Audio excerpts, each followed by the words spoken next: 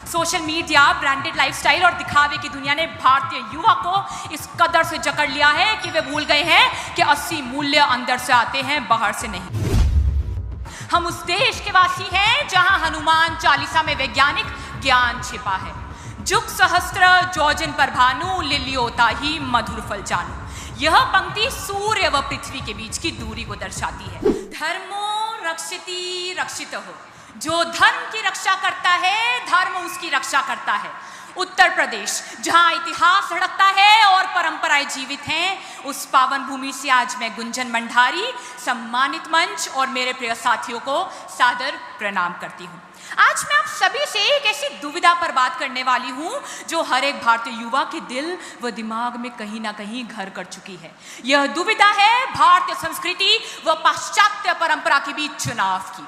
आपके पास दो रास्ते हैं। एक और हमारी जड़ें हैं, हमारे देश की मिट्टी, संस्कार, परंपराएं जो हमें आत्मीयता और हमें हमारी पहचान सिखाती है। हम उस देश के वासी हैं जहां हनुमान चालीसा में वैज्ञानिक ज्ञान छिपा है। जुग सहस्त्र जोजन पर भानु, लिलियोता ही मधुर फल जानू। यह पंक्ति सूर्य व पृथ्वी के बीच की दूरी को दर्शाती है।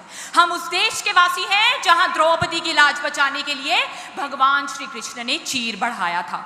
यह केवल एक कथा नहीं है, लेकिन यह सिद्ध करता है कि हमारी भारतीय संस्कृति में स्त्री सम्मान को सर्वोच्च स्थान दिया जाता है। आइए अब दूसरी ओर देखें। ऐसी क्या बातें हैं पश्चिमी ग्लैमर में जो हर एक भारतीय युवा को अपनी ओर खींच रही हैं?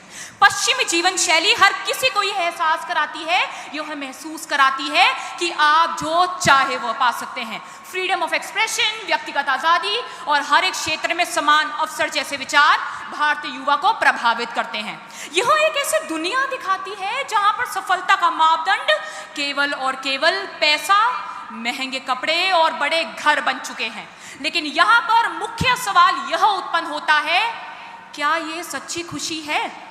पश्चिमी ग्लैमर हर किसी को स्वतंत्रता जरूर देता है, लेकिन बदले में आपके विचारों, आपके रिश्तों और आपके पारिवारिक मूल्यों को कमजोर कर देता है। सोशल मीडिया, ब्रांडेड लाइफस्टाइल और दिखावे की दुनिया ने भारतीय युवा को इस कदर से जकड़ लिया है कि वे भूल गए हैं कि असली मूल्य अंदर से आते हैं, बाहर से नहीं। लेकिन इन्हीं सब के बीच में एक मुख्य सवाल जो हर एक भारतीय युवा के दिल व दिमाग में कहीं ना कहीं गूंजता है, वो यह है कि क्या मैं अपनी भारतीय संस्कृति से जुड़ा रहूं और पिछड़ा कहलाऊं, या फिर आधुनिक बनकर अपनी जड़ों से कट जाऊं?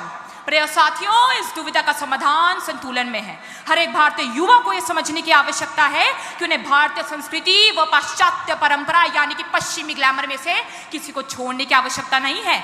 हमें दोनों को सर्वश्रेष्ठ अपनाकर एक ऐसी जीवन शैली को बनाना चाहिए जो भारतीय जड़ों पर आधारित हो और साथ ही साथ आधुनिक दुनिया की जरूरतों को भी पूरा करे। आज मैं अपने शब्दों के अंत में यह कहना चाहती हूं कि भारत केवल एक देश नहीं है, यह एक महाकाव्य है। मैं उत्तर के हिमालय से लेकर दक्षिण के केरल तक, पूर्व के असम से लेकर पश्चिम के राजस्थान तक, हर क्षेत्र, हर भाषा, हर भोजन, हर पहनावे, हर संस्कृति, हर संस्कार को नमन करती हूँ। मैं उस भारत माता, मैं उस धरती माँ को नमन करती हूँ जिसने हमें यह सिखाया कि जहाँ सोच वहाँ स्वराज्य, जहाँ प्रेम वहाँ भारत, जहाँ धर्म वहाँ संस्कृति। आइए आज मैं यहाँ उपस्थित सभी लोगों से ये आग्रह करना चाहूंगी, से ये निवेदन करना चाहूंगी कि आपकी तालियों की गड़गड़ाहट, आपकी तालियों की आवाज यहाँ पर रुकनी नहीं चाहिए।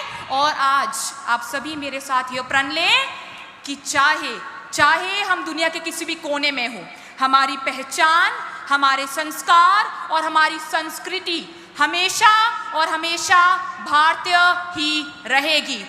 जय हिंद, जय भारत, भारत माता की जय, भारत माता की जय, वंदे मातरम। धन्यवाद। And lastly, I would like to thank MIT SOG for giving this golden opportunity. Thank you very much.